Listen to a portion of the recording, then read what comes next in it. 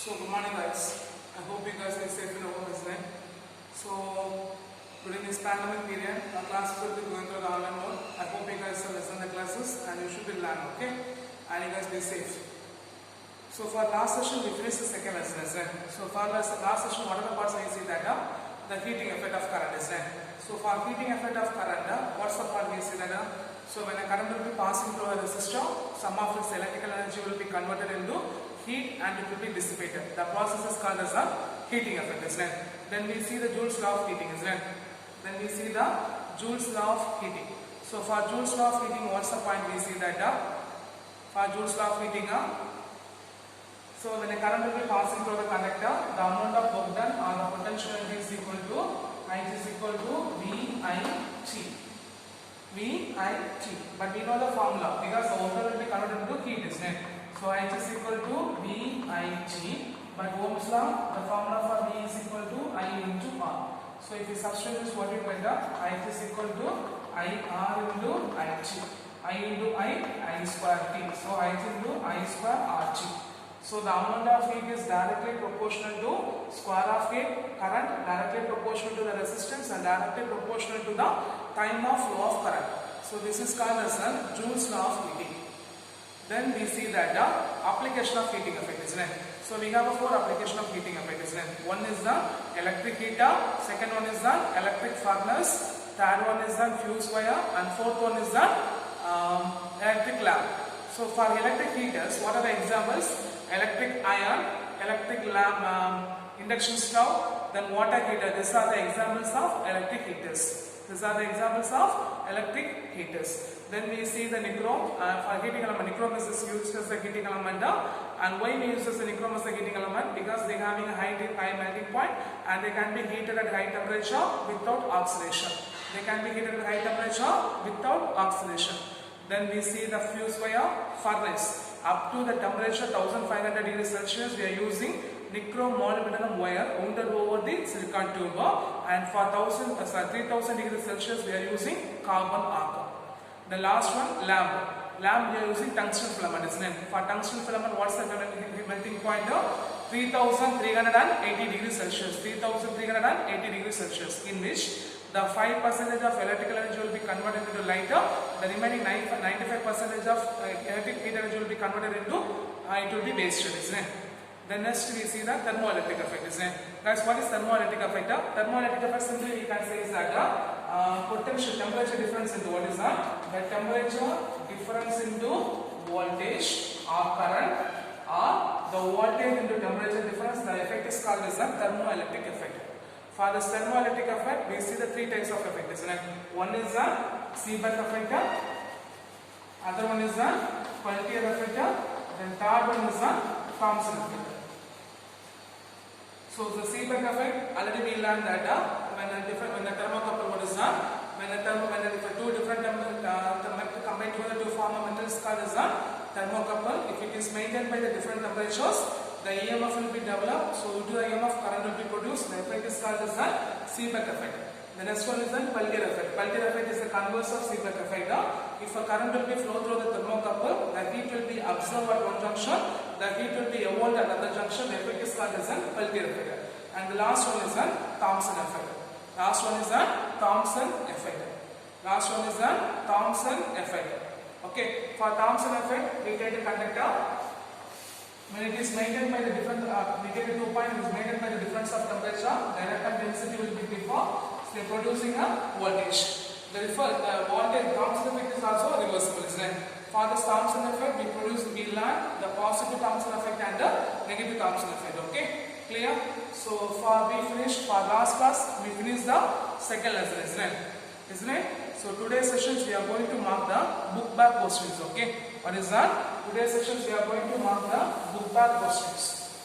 So what's the book back question? We are going to mark the book back 2 mark and 5 mark questions, okay? So first 2 mark question. You take a page number 119. Page number 119. Page number 119. So the first question, why current is a scalar? Why current is a scalar? You take a page number 86. Page number 86. One note is there, isn't it? Why current density is a vector but current is a scalar? You mark the note fully, okay? The note fully you should mark, okay? That note fully you should mark. The current I is defined as the scalar product of a current density and area vector in the which the charge cross. So I is equal to j vector dot a vector. So the current I can be a positive or negative depending upon the choice of anti-vector normal to the surface area. Okay. Then second question, define current density. Define current density, page number 85. Page number 85. The right hand side, the topic current density is there, isn't it? The right hand side, the topic current density is there. You just mark it down. The current density J is defined as the current per unit area of cross section of the conductor. Current per unit area of cross section of a conductor, J is equal to I by A. And the SI unit of current density is ampere by meter square or ampere per meter square. That much, okay? So what's the page number? Page number 85, the right hand side. In the topic of current density, you just mark it down. The current density J is defined as the current per unit area of a cross section of conductor. So J is equal to I by A. The SI unit of current density is ampere per meter square or A m power minus 2. Then question number 3, the distinguish between the drift velocity and mobility. You take a page number 83 and 84. Page number 83 and 84. In page number 83, the right hand side, the last paragraph. The drift velocity is the average velocity. You mark that. The drift velocity is the average velocity acquired by the electron inside the conductor when it is subjected to the electric field. Okay, then you mark the expression Vd is equal to minus E tau by m into E vector. That expression 2.4 and 2.5, okay, and Vd is equal to minus U into E vector. And the unit of a drift velocity, you got to write there, okay? The unit of a drift velocity is meter per second. So the first point, what's the point you write down? Drift velocity is the velocity. What is that? Drift velocity is the average velocity acquired by the electron inside the conductor when it is subjected to the electric field. That point number 1. Then point number 2, what you write down? Vd vector is equal to, what is that? Vd vector is equal to minus of E tau by m into E vector, or Vd vector is equal to U into E vector. Minus of U into E vector. Then third point, what's the third point you write down? The third point you write down meter per second. If unit is on meter per second. Then for mobility, the first point, above the expression 2.6, the mobility, it is defined as the magnitude of the drift velocity per unit electric field. The magnitude of the drift velocity. The magnitude of the drift velocity per unit electric field. And expression mu is equal to V d vector by E vector. And the unit is, third point, the unit is meters per, what is the unit is meters per voltage per second. Clear? So this is the distinguish between the drift velocity and mobility. So first point, second point, third point. Here also the first point. For mobility, the first point, mobility is defined as the magnitude of a drift velocity per unit electric field. The magnitude of a drift velocity per unit electric field and the expression and that point. Okay. Then question number 4. State the microscopic forms of Ohm's law. State the microscopic forms of Ohm's law. You take a page number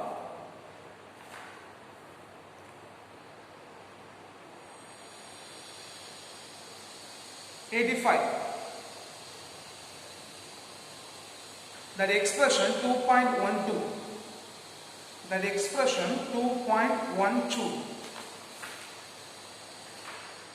The right hand side, last page number 85. The right hand side, the last expression 2.15. J vector is equal to sigma into E vector, where sigma is equal to NA square tau by M is called conductivity. This equation is called the microscopic form of Ohm's law. This equation is called as a microscopic form of Ohm's law.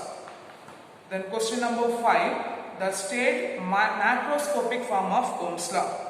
The state macroscopic form of Ohm's law. Okay, the state macroscopic form of Ohm's law. You take a page number 87. Page number 87. Otherwise, you write that you take page number 116. Okay, page number 116. Page number 116. One summary is there, isn't it? In summary, point number 4. Sorry. Point number 5. Ohm's law states that is there, isn't it? You just mark it, okay? The point number 5 you should mark it, okay?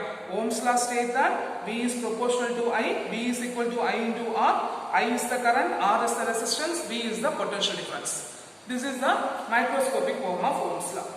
Okay, so page number 116, page number 116, in the summary, the point number 5. You cut the practical form of Ohm's law, okay? You just mark it from Ohm's law states that. Ohm's law states that too, V is the potential difference between the ends of a conductor. This is the microscopic form of Ohm's law. Okay, then next question. What are ohmic and non-ohmic materials or devices? Page number 87. Page number 87, the right hand side, the last paragraph. The material for which current versus voltage curve is a straight line through the origin, they are said to be obey Ohm's law. This behavior is said to be ohmic. So the material or the device do not follow Ohm's law are called as a non-ohmic. Okay, so this material have more complex relationship between voltage and current. So a plot of I versus V form a non-ohmic material is non-linear. They do not have a constant resistance. That paragraph should fully amount. Okay. Then question number 7. Define electrical resistivity. Define electrical resistivity. You take a page number 88. Take a page number 88. Right hand side, the second paragraph. One bold letters are there, isn't it? You mark it. The electrical resistivity of a material is defined as the resistance offered to current flow by a conductor of unit length having unit area of cross section, and the SI unit of rho is ohm meter. The SI unit of rho is ohm meter. Then question number 8. Define temperature coefficient of a resistance. Define temperature coefficient of a resistance. You take a page number 95. Page number 95 in the second paragraph. In that second paragraph, it is defined as is there, isn't it? From that you mark it, okay? It is defined as the ratio of increase in resistivity per degree rise in temperature. Per degree rise in temperature to its resistivity at 0 degrees Celsius. To its resistivity at T0. Okay? Clear? The next question. Write a short note on superconductors. Write a short note on superconductors. Okay? Write a short note on superconductor. Page number 96. In a page number 96, one do you know is there, isn't it? One do you know is there, isn't it? From the do you know you mark it. The resistance of a certain materials becomes 0 below certain temperature Tc. This temperature is known as critical temperature or transition temperature. The material which exhibits this property is known as superconductors. The material which exhibits this property is known as superconductors. Then question number 10. What is electric power and electric energy? What is electric power and electric energy? Okay. Page number 97 for electric power. Page number 97 for electric power. In a right hand side, above the expression 2.31. Above the expression 2.31. You mark it. The electrical power is the rate of electrical potential energy is delivered. Electrical power is the rate of electrical potential energy is delivered. So P is equal to du by dt. P is equal to du by dt. That expression fully you should mark, okay? Up to the expression 2.32. Up to the expression 2.32 you should mark, okay? Up to the expression 2.32 for electrical power. The next page number 96. Page number 96 for electrical energy. The total electrical energy can be used by any device is obtained by multiplying the power and duration of time when it is on. Duration of time when it is on. The last expression 1 kilowatt per hour is equal to 3.6 into 10 power 6 joule. 1 kilowatt hour is equal to 3.6 into 10 power 6 joule. That much you have to mark, okay? So for electric power, page number 97. For electric energy, page number 98. Okay. The next question. Derive the expression for power P is equal to V into I. Derive the expression for power P is equal to V into I. Page number 97. You mark the expression 2.31 and 2.32. Page number 97. You mark the expression 2.31 and 2.32. Okay. The next question. Write down the various forms of the expression for power in electrical circuits. Okay. That page number 98. Page number 98. You mark the expression 2.33 and 2.34. Page number 98. You mark the question 2.33 and 2.34. The next question. State Kirchhoff current rule. State Kirchhoff current rule. Page number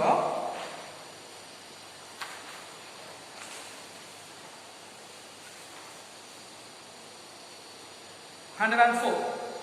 Page number 104. 104. In the topic of Kirchhoff first rule, you mark the point lines. It states that the algebraic sum of the current at any junction of the circuit is 0. It is the statement of conservation of electrical charge. It is the statement of conservation of electrical charge. The charge entering a given junction circuit must leave a otherwise not it. Okay, that much enough. Okay, first 3 lines is enough. First 4 lines is enough. Algebraic sum of a current at any junction of a circuit is 0. Thus, this is the statement of conservation of charge. And the last you mark it. Okay, the current entering the junction is taken as positive. Current leaving the junction is taken as negative. So the current entering the junction is taken as positive. The current leaving the junction is taken as a negative. Okay. Then question number 14. State Kirchhoff voltage rule. State Kirchhoff voltage rule. You mark a page number 105. Page number 105. It states that that bold letters fully you should mark. Okay. It states that in a closed circuit, the algebraic sum of the product of the current and the resistance of each part of a circuit is equal to the total EMF included in the circuit. This rule follows the law of conservation of energy. This rule follows the law of conservation of energy. Then question number 15. State the principle of potentiometer. State the principle of potentiometer. Principle of potentiometer.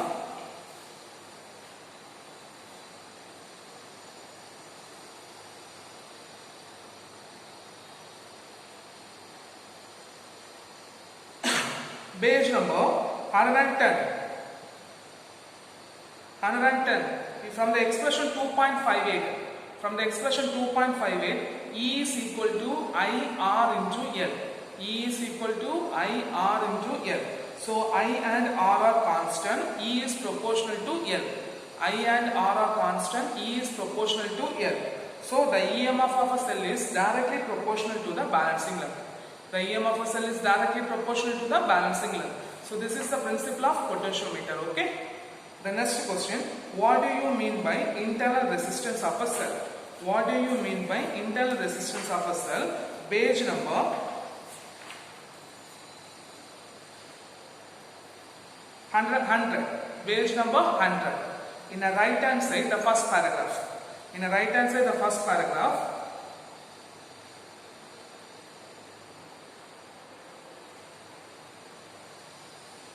Sixth line. right hand side, the first paragraph, sixth line, the battery is made of electrodes and electrolyte. So there is a resistance to the flow of charge within the battery. This resistance is called internal resistance of a cell. So page number 100, right hand side, the first paragraph, sixth line, the battery is made of electrodes and electrolyte. There is a resistance to the flow of charge within the battery. This resistance is called the internal resistance. This resistance is called the internal resistance. Okay. Then question number 17. State Joule's law of heating. Page number 112. Page number 112. The right in the expression 2.68. The expression 2.68. H is equal to I square RT. H is equal to I square RT. So it states that the heat developed in electrical circuits due to the flow of current varies directly as the square of current, the resistance of the circuit, the time of flow. That much you have to mark. Okay. Then question number 19. Question number 18. What is Seebeck effect? Page number 114. Page number 114. The right hand side, the first paragraph. In the topic of Seebeck effect, the first paragraph fully you should mark. Okay. In the topic of 114, in the page number 114, right hand side, in the topic of Seebeck effect, fully you should mark. Okay. Then page number 200. So question number 20. What is Peltier effect? What is Peltier effect? Page number 115. 115. In the topic of Peltier effect, that bold letters. When an electric current passes through the circuit of a thermocouple, heat is evolved at one junction and absorbed at another junction. This is known as Peltier effect. Then question number, this is question number 20, isn't it? Then question number 19, what is Thomson effect? Okay, question number 19, what is Thomson effect? Page number 115, the right hand side, the first paragraph. The topic of Thomson effect, the first paragraph. Thomson shows that if a 2 point in a conductor are at different temperature, the density of electrons at this point will differ. As a result, the potential difference is created between the points. Thomson effect is also reversible. Then question number 21. State the application of a Seebeck effect. Page number 114 and 115. Page number 114 and 115. In page number 114, the application of Seebeck effect. The point number 1, 2, 3 you should mark. Okay. The point number 1, 2, 3 you should mark. Okay. So we finished the 2 mark question. So short answer question. The next one long answer question. Okay. So first one, describe the microscopic model of current. What is that? Describe the microscopic model of current. Page number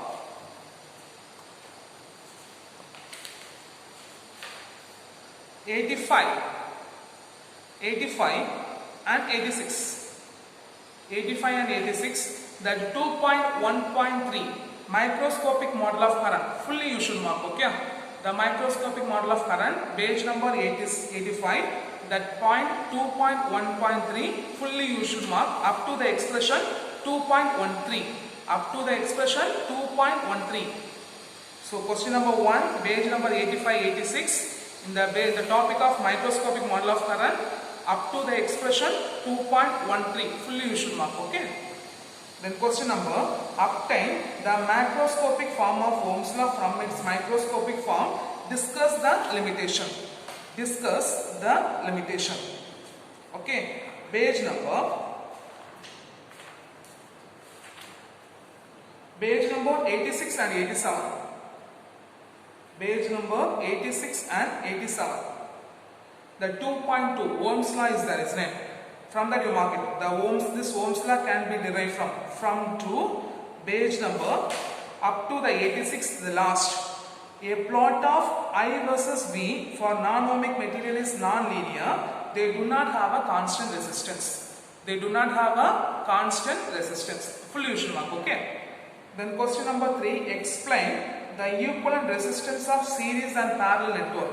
Page number 90 and 91. Page number 90 and 91. The 2.3.2. Fully you should mark. Okay. The resistance in series, resistance in parallel. Fully you should mark. Page number 90 and 91.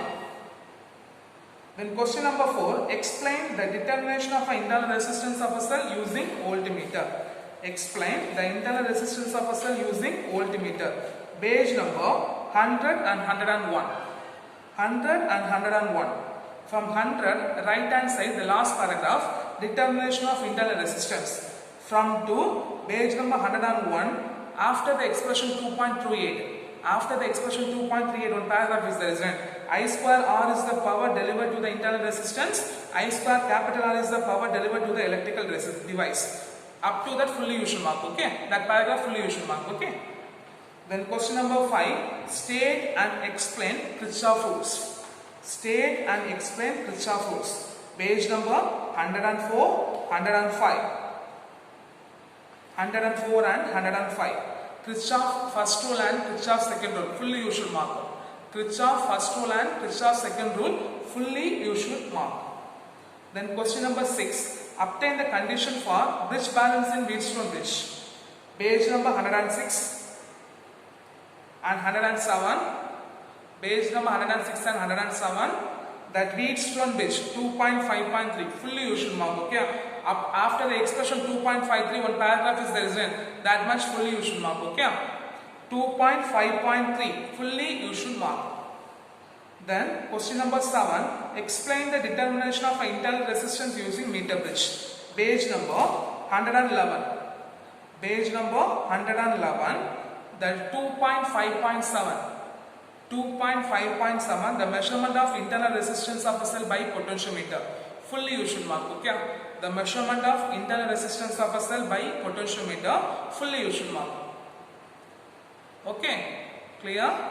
The last question. How the EMF of two cells are compared using potentiometer. Page number 110 and 111.